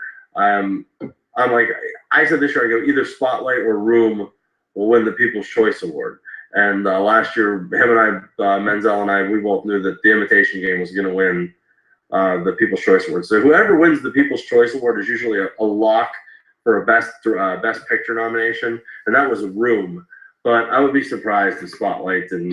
It's going to get a super wide push. It's awesome. It's from the director of The Station Agent. And what else did he make? He made The Visitor. Okay. It's Thomas something, or I can't remember his last name. Scott always calls him by name, but he made last year he made The Cobbler, with Adam gross. Sandler, and it was just awful. So Oh. said he made this movie to redeem himself, and he did wholeheartedly. I thought it was the best film I saw at TIFF. So the Spotlight I thought was great. So okay, so would you put a Spotlight at 1 or 2, like, or Room? Like, where would you put those? I would put Spotlight first, Room second, and The Martian third. Damn, I was not expecting that. Okay, let me go ahead and. Okay, so I got Nick's list down, and I've already had my 3 down ever since yesterday. All right, well, cool. I'm interested in hearing them. All right, so the way I'm going to describe Fantastic Fest, I'm just going to kind of breeze through them, and if Nick has a fascination about one of them, he can ask me. But if not, then just whatever. So I saw at Fantastic Fest, I saw 14 films, all of which were very, very good, except for one, which is garbage. And that one's called Love Milla. I don't even want to describe it. It's terrible. It's a foreign film. Don't watch it. I fucking hated that thing. And the director was like sitting 2 chairs away from me, and I bolted. I was like, I don't want to hear your Q&A. Get out of here. I was so mad. I saw Victoria, which is the 1 take, 2.5 hour long movie. That's literally a 1 take, and there's no illusion there. Like Birdman, it is literally shot with no cuts, 2.5 hours. Wow. Oh shit! I saw The Devil's Candy, which was like the coolest devil metal movie I've ever seen. Where it's a possession movie. There's nothing new about it, but they carry the movie through metal and like a bunch of Metallica and Pantera and shit. It's fucking dope. Is it a Rob Zombie movie? It sounds like it'd be a Rob Zombie movie. No, it wasn't. And I like the main character. It was really funny. He looked like a combination of like Jesus and Matthew McConaughey. It was hilarious. And he was super ripped. So that one was good. And then I saw The Missing Girl, like I told Nick. I thought that was it was charming for what it was. I saw another foreign film that reminded me a lot of that show Pushing Daisies, even though I'd never seen that show. But I remember the trailer and kind of the tone of it. It was called Liza the Fox Fairy. I enjoyed it. It was kind of good. But I don't want to really talk about it. I really want to go into depth in the ones I really liked. Another one, The Laser Team, which is the first movie produced by Nick. Are you familiar with Rooster Teeth, the YouTube channel? Actually, no. I'm sorry. Okay, then. Anyways, I'm sorry. No biggie. They produced the movie through Indiegogo and stuff. It was fine. It was entertaining. And then, of course, we can talk about this one right now if you want. Anomalisa, which is the Charlie Kaufman stop-motion animation. I got to tell you, I really loved it, but the more I thought about it, the 3 movies I have on my list, plus a couple others, trump that one. So I don't know if it was because I was excited to see anything from Kaufman. But anyways, it's about a guy, he's middle-aged and he just kind of hates his life. And, he starts seeing a lot of people as the same and they all sound the same and stuff. But then he sees one girl that stands out with that voice. And, it's a nice little love story. It is what it is. Like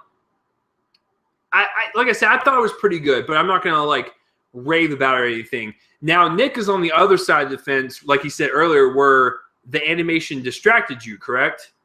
Yeah, I didn't like the lines on their faces. That was really funny, like, because the way they're kind of animated for you guys watching on YouTube right now so you can see me, like they would have their faces and stuff, and they would kind of have like a kind of like that action figure look where you can tell the neck is like a different color and the head's a different color, and then they have their lines that were kind of broken up right here, so it was kind of distracting, kind of weird. But what Nick is saying is not anything new. Like around that whole entire festival for the whole 4 days, anyone that brought that up, people were on 2 sides. One of which people really loved it, or 2, the animation was actually really distracting. So I actually find it kind of curious that Charlie Kaufman, who is known to make some weird fucking movies, he chose to do this style of animation, and it's actually more distracting than anything. So you know, it is what it is. If you're a fan of Charlie Kaufman, who wrote, you know, Eternal Sunshine of the Spotless Mind, being John Malkovich, and, you know, Adaptation, yeah, a bunch of others. Like, if you're a fan of him, I'd still say check it out. It's such a unique experience, to say the least. So just, if you're a fan of him, I'd say check it out, but it's not anything I'd rush out to see. I have one question for you. What did you think of the toy that he bought his kid at the end of the movie? Oh, that was fucking weird, man. Like, I was like, oh, wow, there's a lot of sperm getting on that child over there. And you think I'm just saying something sick to say something sick? No, he's not. That's actually what happened. So, you know, Nick, it's kind of like one of those things where I was a little confused, but I was like, it's definitely a weird movie. I didn't love the movie. I think other people liked it more than I did, to tell you the truth. I thought it was good. I knew as soon as I heard his name, I knew that it was going to be weird. So I went in with an open mind, and it was weird. But I didn't dislike it. I didn't love it. I can appreciate the morals and the messages that he has, you know, behind the film. It's just weird. It's got his Charlie Kaufman weirdness, you know, all over it or whatever. But it was a good movie. I'm not going to say that it wasn't. So. Yeah, no, it was definitely good. But just the more I thought about it, it kind of slipped away from me. Because Eternal Sunshine of the Spotless Mind is like one of my favorite movies of all time. So I hold Charlie Kaufman up to like this high standard. So, you know, this one was it was good, but it wasn't like anything incredible like me and Nick are saying. I'm trying to pull it up, the list on my phone. Men and Chicken. This is the one with Mads Mikkelsen. This was such a weird, fucking strange movie. And it's a foreign film, and I really enjoyed it. So if you're a fan of Mads Mikkelsen, I'm not going to say any more about the movie. Just go watch it. It's fascinating. I saw The Keeping Room, the one with Britt Marling. Saw that last year. Yeah. Okay, just to give you a little backstory on the plot. Britt Marling plays a woman, you know, set in the Civil War era. Her and her sister have a slave. You know, these two guys from the Union Army go and basically, you know, it's a home invasion. Yeah, thank you, Nick. Like, that's basically that's all it is. And I think that's the problem I had with it was a lot of people were just like, oh shit, that was fucking great. And I was like, but it wasn't really anything spectacular. Like, all this is a home invasion movie. So I thought it was fine. Like, the cinematography was good. Britt Marling's great and everything. But just for me personally, the story was just kind of, and I forgot about it. Like, I saw it on the first day with the movie I'm about to get to, and I completely just forgot about that one. So I didn't enjoy it. I didn't think it was great, but I did like the movie. So exactly, it's kind of like I liked it. It was fine, but you know, it's nothing special. Right. And then okay, so we're getting down to the last 5, and I'm sure Nick has got plenty of questions about most of them. I saw The Lobster. Okay. Have you heard about this one? Refresh my memory. This is the one with Colin Farrell, and basically it's in this world where if you don't find love in 45 days, if you're single at this hotel, then you get turned into an animal. Yeah, exactly. That's exactly what it is. Oh my God, please tell me it's not Tusk 2. No, it's not Tusk 2, but it's fascinating. I will say that. The cinematography is gorgeous. It's all natural lighting.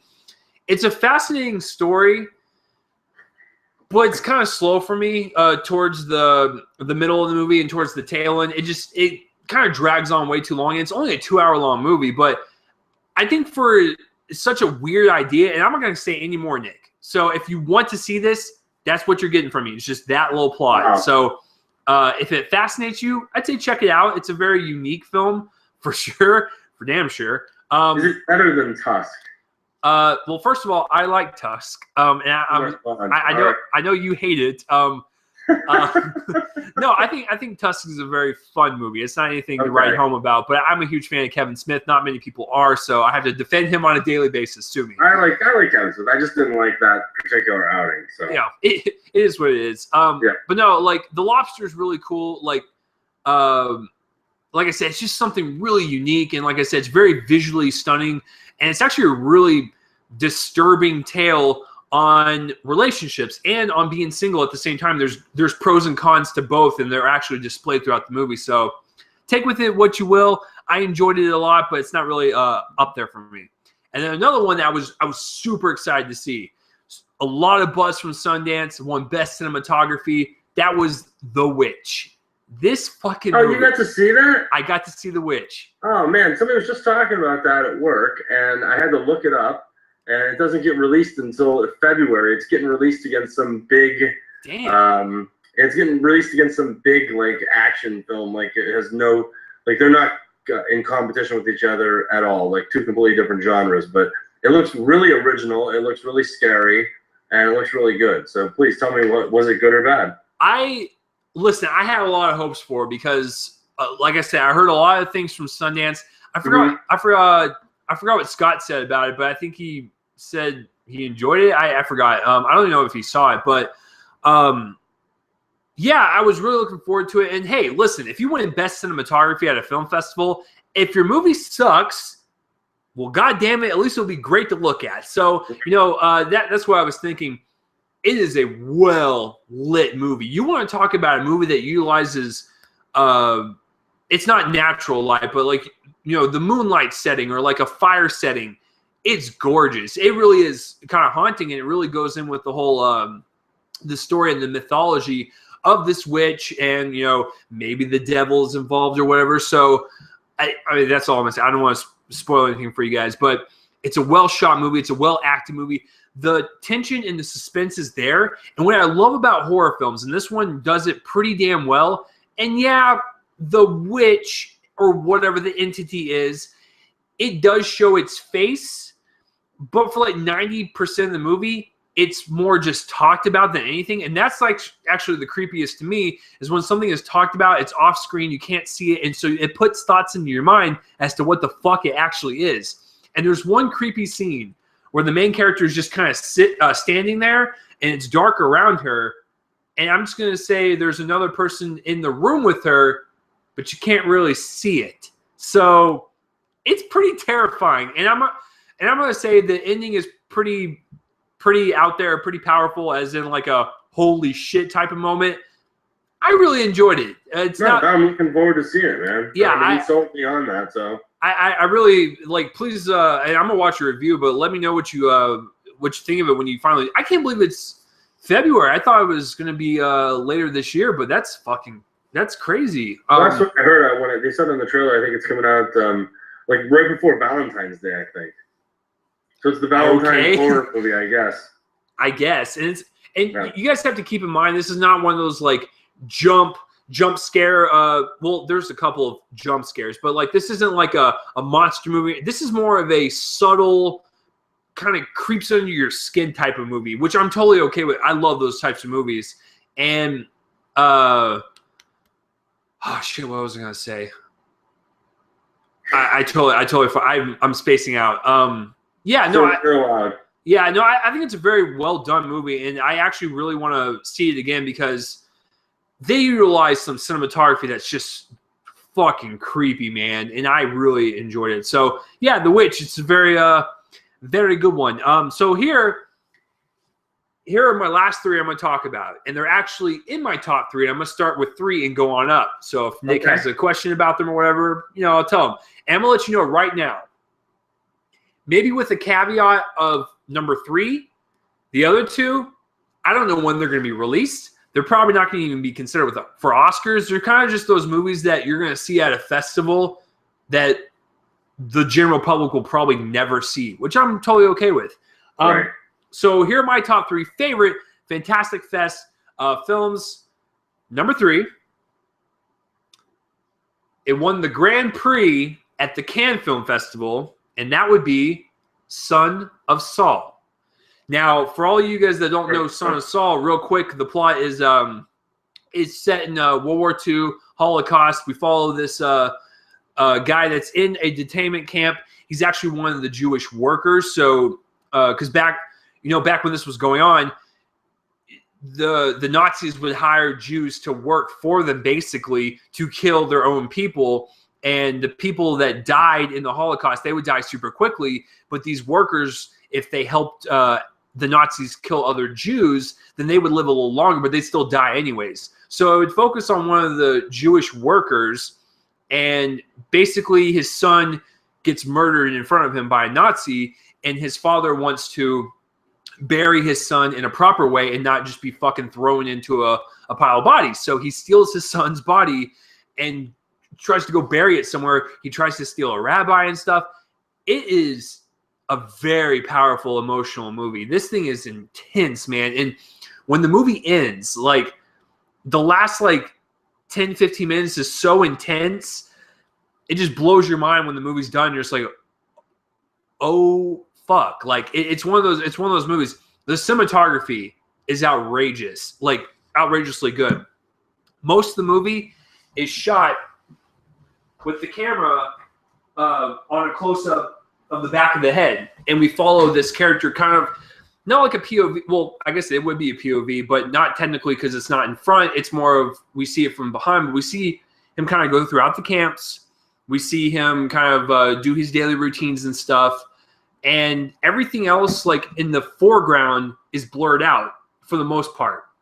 And we see him in clear. So we see these horrific images happen in front of him, all blurred out, but we see kind of his reactions and stuff. And I thought that was like super intimate throughout the entire story, because most of the movie is shot kind of in a close-up manner with all the characters. So I found it really kind of, like I said, intimate and emotional that way. So it's shot really well. It's acted like nothing I've ever seen before. It's just incredible, man. It's just a really good Holocaust movie. So Nick, have you heard about this movie? Or are you looking yeah, there's more than a couple people talking about this up at TIFF. They said exactly what you just said. They said if you can see it, go out of your way to see it. They gave me the shorter version than what you just said, but what you just said solidified the fact that it's probably something I got to see. So I don't know when it's going to filter up my way, but it's probably something that'll come around like Thanksgiving or Christmas. Yeah, I might get a wide push the longer it's out or whatever. But I heard nothing but it's very powerful, very graphic, it's very tough, and so I mean that's exactly what I heard about it. Was exactly what you're saying. So what you said, just like I said, just solidifies me wanting to see it myself. So. Well, it's crazy because like they shot it in 35 and they projected it in 35 millimeter, and it was just incredible to watch in that that format. And so I would highly recommend Son of Saul.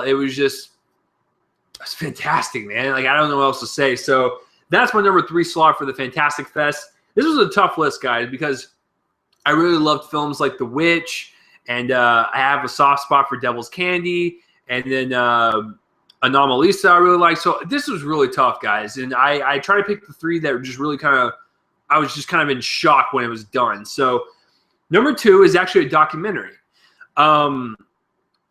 I like documentaries a lot, but I've never been like blown away by a documentary just with like its core theme and just the way it's overly over like constructed and stuff. And this one is about the first guy to ever reach 1 billion points on the arcade game Nibbler. If you guys don't know what Nibbler is, it's the snake game where you start out as a small snake and you have to go get like a bunch of little pellets or whatever. Your snake grows and you have to like maneuver throughout this maze. And if you touch yourself, well, that sounded a little dirty, but if the snake touches itself, then you die and you have to start all over. So this documentary kind of chronicles that guy from, you know, when he was a kid. He did that goal, and now he's a guy that's married, and someone has beaten him in that goal, and he wants to reclaim his throne. So he challenges these people to matches and stuff, and you have to stay up for like 40 hours to like do this 1 billion point goal for this game. It was fucking intense, and the way it was constructed was so fun and so entertaining. And at its central core, it has the theme of if you want to fucking do something in life, you fucking do it. Like it has that motivational, like inspirational theme to make you just want to fucking stand up after the movie and just go, fuck yeah, I need to go fucking do that. So it was super inspirational. I really loved just why he was doing this, because he wanted to be the best. And if he said, you know, if you want to chase after your goals, you fucking do it. So it was really cool. The filmmakers were there. The actual guy that did the 1 billion points was there. So it was really cool to hear him talk. And it has animation sequences. And it's so much fun to watch those sequences because they were synced up to the interviews going on. So the audio from the interviews were syncing up to the animation and their voices. It was so much fun, and I really loved the message. Like I said, it's called Man vs. Snake. It's a pretty damn good documentary, so I enjoyed it, man. Like, I never would have thought I'd put a fucking documentary in my top 3, but it was. I loved it, man. It has a nice little soft spot. So, just real quick, Nick, are you a fan of documentaries and stuff? Yeah, I'm not against. I don't see very many of them. Yeah. I like to watch them. I was lucky enough to see Where Do We Invade Next? That was the Michael Moore documentary, which was one of the funniest, most entertaining movies that I saw at TIFF. Documentary. I would be surprised if it did not get a wide push. I think for sure it should end up on at least like 1,500 screens. I don't think it's gonna, make Jurassic Park number of screens, but it probably like half that. You know what I mean? Like 1,500, say 1,600. Great film. You got to understand when you watch a documentary that the filmmaker, constructs and crafts the thing in a way that he's trying to support his own point that he's trying to make. But somebody like Michael Moore does it in such a way that it's just fun and you have a smile on your face the whole time. And not only is it interesting, it's also enjoyable and entertaining. I think that's where most documentaries go wrong, is they're so trying to prove a point that they forget that people are taking 2 hours out of their day. They want to be entertained. So you should at least try and make it somewhat entertaining whether it's a documentary or not. But yeah, I think Michael Moore's really good at the documentary scene. I'm not gonna start rattling off names. I know there's the guy that Morgan Spurlock. He's another one that's a pretty household name when it comes to documentaries, but I can't really name very many after that. So I'm not going to claim to be some expert or something like that. But I did love Where to Invade Next, and I have liked most of Michael Moore's stuff. I'm not. I don't care about any of his political opinions or anything. I'll just look at the movies for what they are and make my judgment. I like his stuff. I think he raises some good points, and I think his movies are fun. So. Yeah, no, I totally agree. Like, Michael Moore, if you guys have not seen Bowling for Columbine, that's an excellent documentary. Some of my favorite ones, Nick mentioned one, Morgan Spurlock. I've seen Super Size Me so many fucking times. It makes me sick to know that I'm one of those people that fucking eat McDonald's. So that one's good. One of my other favorite documentarians is Kirby Dick. He did This Film Is Not Yet Rated. He did The Invisible War. He did The Hunting Ground. This Film Is Not Yet Rated. I probably have seen most of any documentary in my life. That's the one about the MPAA. I love it, man. It's such a good documentary on how skewed our fucking country is with the rating system. And then The Hunting Ground, The Invisible War, about rape and sexual abuse and stuff. And they're just really hard to watch. But I mean, they're really they're fascinating because we as human beings, we're fucking dirty assholes, and we're part of the same species. But Man vs. Snake. If you guys like, I've never seen this one, but if you like that movie Kong Fistful of Quarters, it's like probably on that same entertainment level. Probably my buddy loves that movie. Exactly.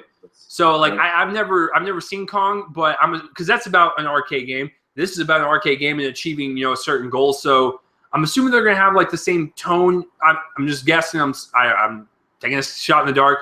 But Man vs. Snake was pretty damn entertaining, and it had a really just good message of if you want to achieve your goals, you fucking do it, you lazy bum.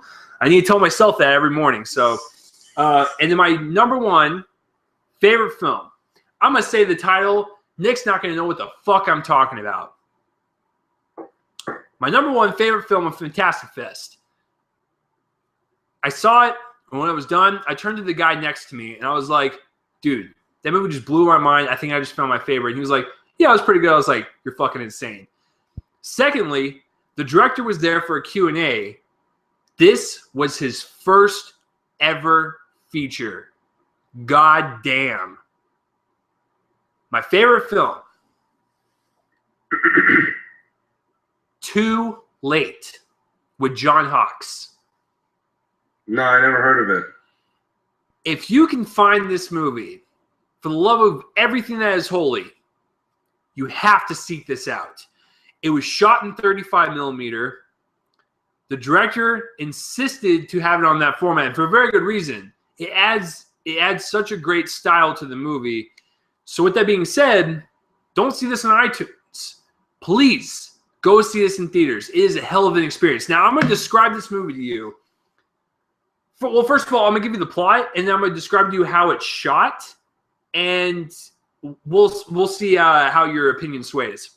Nick, if I told you this movie was a private investigator falls in love with a stripper, does that really intrigue you that much? No. Exactly. Are we watching another Sin City movie? Exactly. So it doesn't really listen, when I read that plot synopsis, I was like, oh God, it's me like a romantic comedy, I guess, or whatever. Here's how it's shot. First of all, it's non-linear, so it's out of order. Secondly, it's shot in 5 20-minute vignettes, and those vignettes a piece are one-shot takes. So they're one-shot take 20-minute vignettes. There's 5 of them, and they're out of order. Now, with that being said, does that intrigue you? Absolutely. That's something I'd love to watch. Oh, fuck yeah. Let's put it this way. It's like a 70s exploitation movie with a pretty badass story, great acting, great camera work, great music. Well, dude, I can already picture John Hawkes, the long greasy hair and Yep. the big handlebar mustache without saying. I mean, he fits the 70s no problem, I would think. Oh, yeah. It's like when the movie opens and you realize that they're doing this one-take thing, I was like, awesome, another one-take thing. But once that 20-minute segment ends and it goes to a next one, and then it happens again, and then it goes to the third segment and it starts to get out of order, and then it keeps going, and then it just ends. You feel so jacked after watching it because you just saw a technically achieving film. It's got a pretty badass little story that everything ties in together, even though it's non-linear, it's out of order. It was just an incredible experience. You want to talk about from a directing standpoint, an acting standpoint, a shooting standpoint. A lot of people might not find the story as intriguing as me, but I found it pretty fascinating. And like I said, it reminded me of like, not a grindhouse movie, but more, yeah, like an exploitation movie from the 70s. But it was just awesome, man. It was just a different movie throughout everything I saw. It stood out. That's why I loved it. And it might go in my top 10 favorite of the year so far. Wait, I got a question. Would you place it like really in like the exploitation movies? Because it really sounds like you're describing like, I don't know, Dog Day Afternoon or Serpico or The French Connection or something that's like a little better than that. I mean, because it sounds like what you're talking about is like a kind of a quality project, but it's made to look shoddy or something. I think that's the best way to describe it. It's made to look like an exploitation film, but it's set in 2015. That's what's kind of cool about it. Oh, okay. Everything about what you're talking about sounds really interesting. I like John Hawkes. I think he's probably one of the most underrated actors. Well, and making movies. And I totally agree with you. Like, and if you want to watch him really shine and do these long 20-minute takes and really act his ass off, this is your fucking movie right here. It's incredible. Now, like I said, I gotta be honest with myself and with my listeners and with Nick. Listen, you might not find the story that intriguing, but when the movie ends and you realize everything ties together pretty damn well, even though it's out of order, it's kind of fascinating. But you mainly want to watch this for just the powerful acting, the powerful direction, and the powerful cinematography. So that's where I'll leave it to you as. It was my favorite one so far of the festival. And just the more I think about it, the more I fucking loved it. It almost reminded me of and when the director was talking, he wanted to make each vignette different. So he was like, the first vignette, I wanted to make it like a Hitchcock movie. And then the second vignette, it was like a Tarantino movie. And then the third vignette was like a Paul Thomas Anderson movie. And I was like, but the more I thought about it, I was like, holy shit, he's right. Like every single vignette had a different shooting style and tone to it, even though they're all 1-minute takes, but it still flowed with the story. So it was really strange, but it totally worked for me. So it sounds very interesting. Nick, if it ever gets to a theater, please go see it. And if you hate it, then I apologize. But no, I don't think I would hate it. What you're describing sounds like just something like an interesting experiment just in the filmmaking process. So I like when people just do that in general. So that sounds like something I would like. So. I think you would enjoy it. And listen, I don't know. Like I said, I don't know the release date. I don't know anything about this movie. I just know that it was there. It played. I fucking loved it. So with that being said, guys, boom. There's Nick's list. There's my list. Now, Nick's list actually has movies that are coming out this year. So with that being said, please go see The Martian, Room, and Spotlight. I'm actually seeing Spotlight tomorrow and The Martian this weekend, so I'm actually going to cover most of that.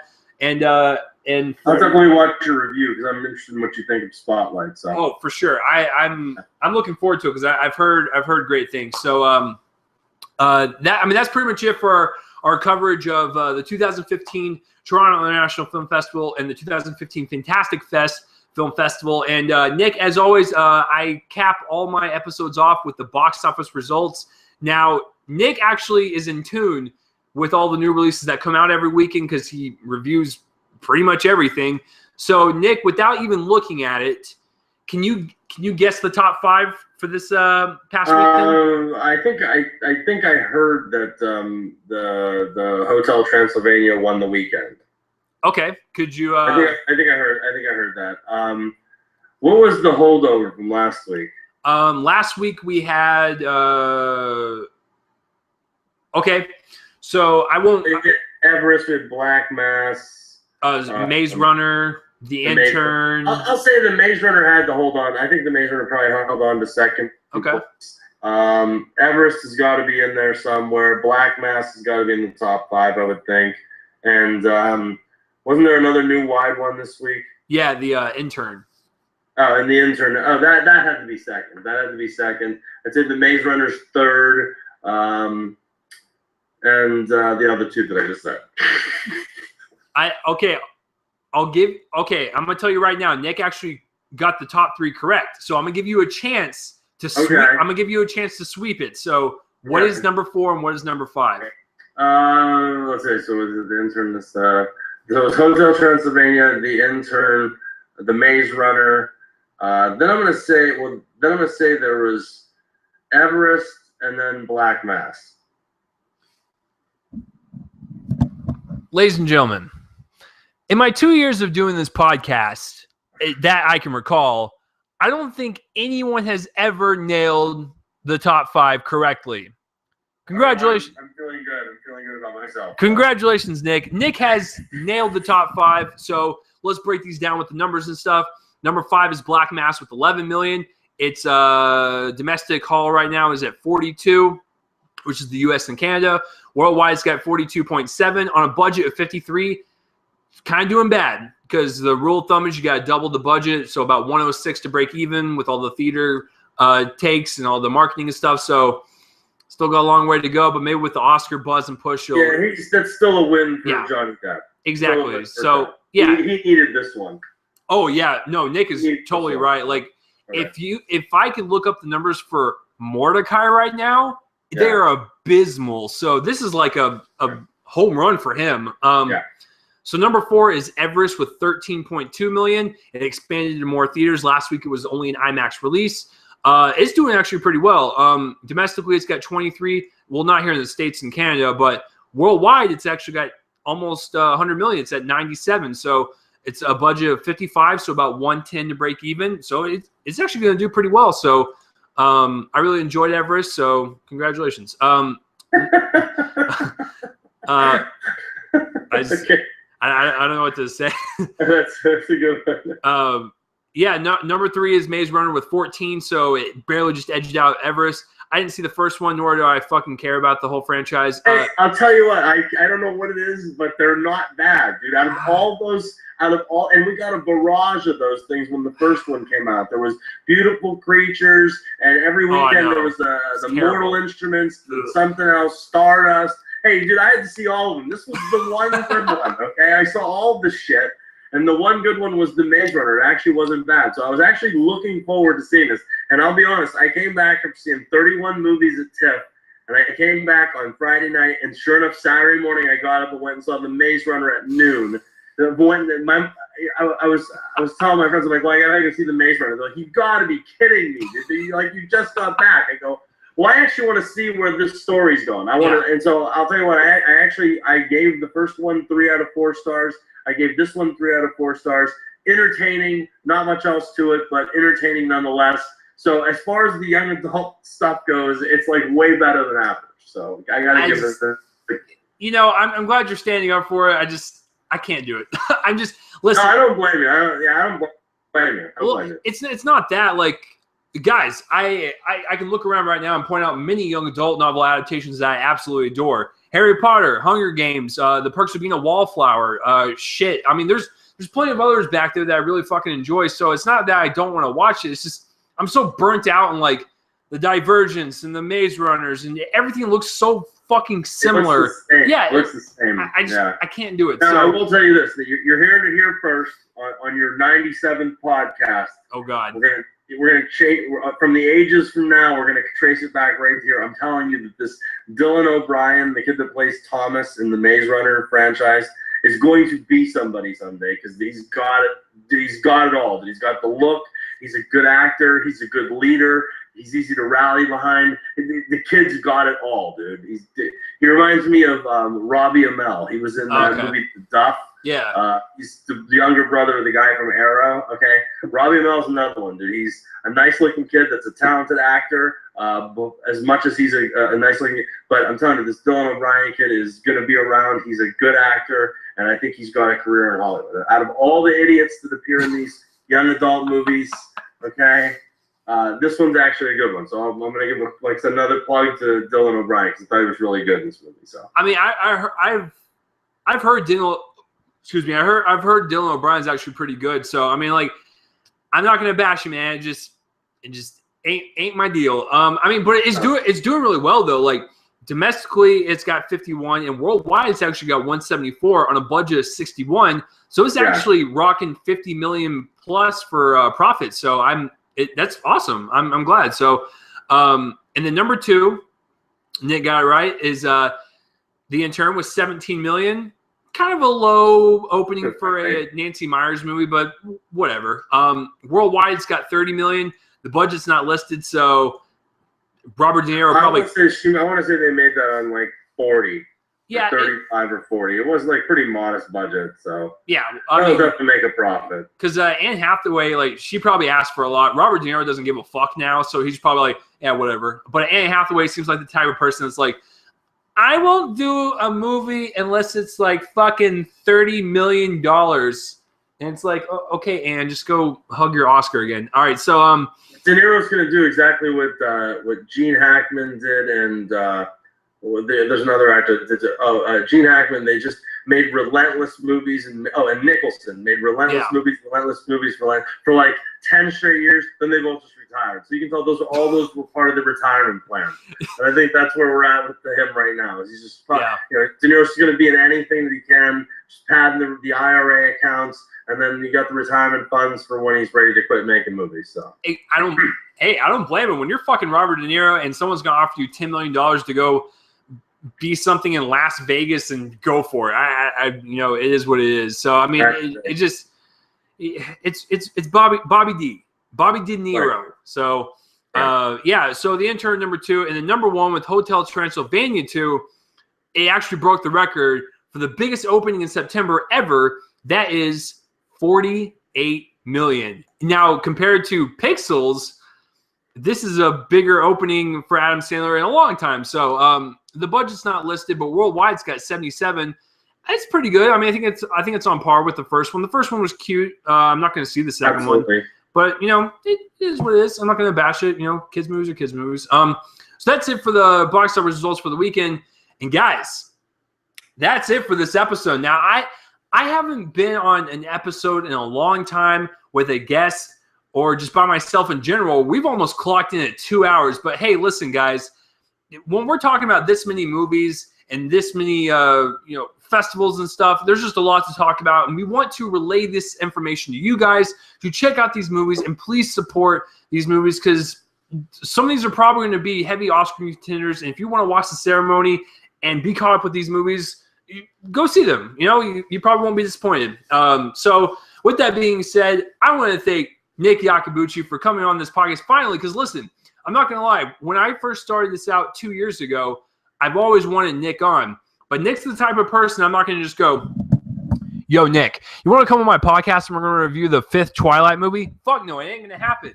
I'm going to get Nick on so we can talk about a bigger, broader topic where we can talk about a bunch of different things. Because I'm not going to just waste this time on some shitty PG-13 shitty vampire movie. So this was the right one to ask him on. That's why I asked him on, because he did TIFF and stuff. So next time Nick will come back will be for something major. So it'll be either another festival or like an awards or like the Oscars, Golden Globes, something. He's going to be on one of the bigger ones. So with that being said, I do appreciate you having me on. It's actually my pleasure to be on. I would love to come back anytime. Now that I know how to do this Skype thing, yeah. I actually stepped into the post year 2000, and I know how to Skype like everybody else now. And I literally set the Skype account up like we were texting back and forth before this thing came on. I mean, it was like literally like down to the wire. I finally got the thing working. So no, it was my pleasure being on here. Thank you so much for thinking of me. I'm glad to be on. I would love to come back anytime. And, you know, even if we just save up a whole bunch of movies or topics to talk about, maybe we can just, you know, don't have to wait till something really huge happens sooner than that. So, I mean, it's just, thank you for having me. I really appreciate it. It's wonderful to talk to you and to anybody listening. And it's been my pleasure. So I don't know what else to say, but thanks. I appreciate it. No problem. And like I said, Nick's a cool guy. He's definitely going to be back on. I just got to find that right show for him because Nick is a busy person. I do not want to waste his time. Exactly. Yeah. So I have to find that right show for him and the right topic. And it goes for any of the guests. Like I said, I'm not going to just drag you on to talk about some shitty movie that's like mediocre. That's a waste of time. I'd rather bring you on something that's good. So, yeah. So, where you can find Nick online is, like I said, the WeLiveFilm YouTube channel. You can also find my show on there, but Nick's got the better shows. Mine's kind of like the general wart of WeLiveFilm. It's just kind of there and it kind of itches. You're too rough on yourself, man. It's part of the gig. You know, self-loathing is, you know, my bag. That's how I do it. No, but like if you want to watch my show, Can't Breathe Comedy, or Nick's shows, the spoiler movie reviews or his top 5 shows, you can go to WeLiveFilm YouTube channel and check those out. So with that being said, guys, that is episode 97 of Real Me and Colin, a movie podcast. Next week is episode 98. I'll probably do it over The Martian. I'll probably do Martian, maybe some Matt Damon films, Ridley Scott. You guys know the fucking drill. I'll have something ready for Sunday. Sorry this got up late to you guys, but you know I had to cover the Fantastic Fest. And hey, look at it this way: you get the podcast now, and you get another one in 6 days instead of 7. So. That will do it for this week's episode, guys. I'm Chase Lee, and listen, if you survived the whole 2 hours and you weren't a movie fan, well, maybe I can convince you to be one. So, with that being said, thank you, Nick, and we are going to go ahead and wrap this up. I'll see you guys next week for episode 98. Peace out, everyone. You guys are fucking. I love you all. I love you all. You guys are awesome. All my links will be in the description below. Let's play the outro music. Oh, hot damn. Woo! I'll see you guys later.